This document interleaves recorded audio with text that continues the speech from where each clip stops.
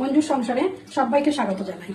তো আজ আমি তোমাদেরকে পটল চিংড়ি রান্না করে দেখাবো। পটল চিংড়ির ঝোল আর কি। এই যে চিংড়ি মাছের নুন হলুদ মাখিয়ে রেখে দিয়েছি। এই যে চিংড়ি মাছগুলো দেখো সাইজগুলো। চিংড়ি মাছটা নুন হলুদ মাখিয়ে রেখে দিয়েছি, 10 মিনিট রেখে দিয়েছিলাম। আচ্ছা, কড়াটা গরম হয়ে গেছিলো, তারপর আমি তেলটা দিয়েছিলাম। এবার তেলটাও গরম হয়ে গেছে, চিংড়ি মাছগুলো আমি দিয়ে দেবো।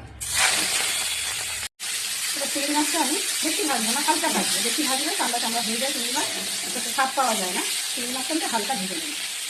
মাছগুলো আমার ভাজা হয়ে গেছে, আর বেশি ভাজবো না। এবার আমি তুলে নেব। এবার আমি ওই কড়াতেই তেল দিয়ে দেবো।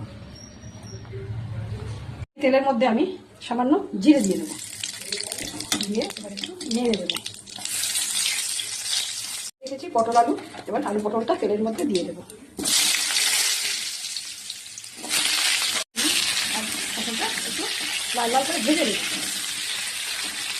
এবার আমি একটু হলুদ দিয়ে দিলাম। অনেকটাই ভাজা ভাজা হয়ে এসছে, এবার আমি একটু হলুদ দিয়ে দিয়েছি। এবার একটু নুন দেবো, তাহলে তাড়াতাড়ি মজে যাবে। ভালো করে আবার ভাজবো। এবার আমার আলু পটলটা ভাজা হয়ে গেছে। এবার এই মশলাটা জিরে, কাঁচা লঙ্কা, টমেটো, আমি সবসময় এই মশলাটাই ব্যবহার করি, জিরে, টমেটো আর কাঁচা লঙ্কা। এবার এই মশলাটা দিয়ে ভালো করে কষাবো। একটু অল্প করে জল দিয়ে কষাবো।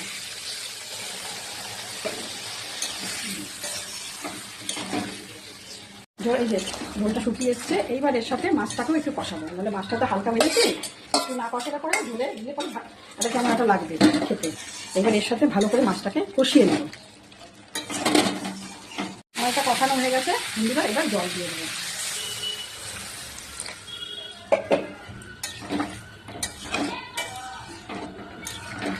আমি খুব অল্প তেল দিয়ে রান্না করি, জানো তো বন্ধুরা, কেননা বেশি তেল মশলা কেউ খায় না তো আমাদের বাড়িতে, ওই জন্য পাতলা পাতলা ঝোলটাই বেশি হয়। এবার ভালো করে ফুটুক ঝোলটা। ঝোলটা আমার হয়ে গেছে, এবার আমি একটু নামাবার আগে একটু গরম মশলা দিয়ে দিচ্ছি। মশলাটা দিয়ে একটু নাড়িয়ে নিলাম, আমার ঝোলটা হয়ে গেছে। ঝোলটা আমার ফুটে গেছে, ঝোলটা আমার হয়ে গেছে, আলু টালু সব সেদ্ধ হয়ে গেছে। চলো এবার ঝোলটা নামিয়ে দেবো। রেডি হয়ে গেছে আমার পটল আলু চিংড়ির পাতলা ঝোল। আমার এই রেসিপিটা যদি ভালো লেগে থাকে তাহলে অবশ্যই লাইক কমেন্ট শেয়ার করে আর সাবস্ক্রাইব করে পাশে থাকবেন।